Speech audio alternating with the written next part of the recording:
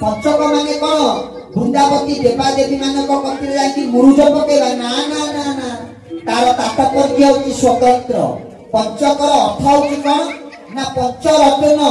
पांच प्रकार रत्न। जो पंचक पर्व आम पालन कले कौन ना पंचक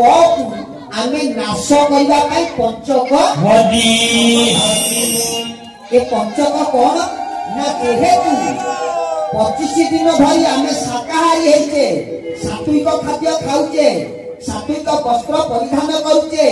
मानसिकता शिथिल अछि ईश्वरଙ୍କର कृपा आम भितर भरी हे जायछि आम भितर गोटा बल सृष्टि हेछि आम भितर गोटा उत्साह सृष्टि हेछि आमे जागृत हो जायछि ए जागृत हेला बेले कोन कहले एतिकी बेले नई पडिथिबा जेते बेले विधाय बाबू सेतिकी बेले तेणु आम भितर इंद्रिय माने नानादि प्रकार प्रभाव आम भितर सृष्टि करछन। मनुष्य केते अवस्था हुए ना 12 अवस्था हुए केते अवस्था 12 अवस्था नहीं कि अच्छा मनुष्य दोष केते ना 10 दोष इंद्रिय मानक द्वारा नाना प्रकार दोष हुए मनुष्य ता द्वारा दिगहरा हो जाए जेतबेले आमे 25 दिन धरी सकारात्मक बादरे चली आसीते आम भितर एते एनर्जी सृष्टि हो जायछि एतिकी बेले आमे पंचक पालन करिबा। पंचक कोन ना प्रथम क होछि क्रोध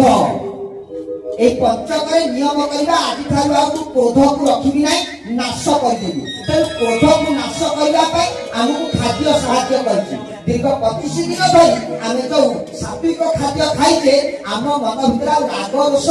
नै कि सहनशीलता क्षमार मनोभाव आम भितर जागृत होई उठि। प्रथम क होछि क्रोध द्वितीय क होछि काम कामना वासना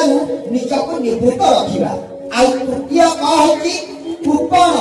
कृपण रखिबानी जब देवता को जाउचे देवता मंदिर को हुंडी बाक्स पैसा फटे दउचे आकु ताकु दान दे दउचे अन्न दान चलची वस्त्र दान चलची सब दान चलची त्याग चलची कृपण भाव आउ नाही ना अभ्यास रे पड़ जाइए 25 दिन धरि आदि थार से कृपणता को टोटाली नाश कर दला कृपण को नाश कर दला तापर आउ कोन ना आउ गोटा करे होछि कपट कपटता मन रे रखिबा नै हम समस्त समान समस्त आमे भाई भाई आमे मनुष्य जाति आम भितर कपटता रखिबा नै आउ कोन ना क्रूर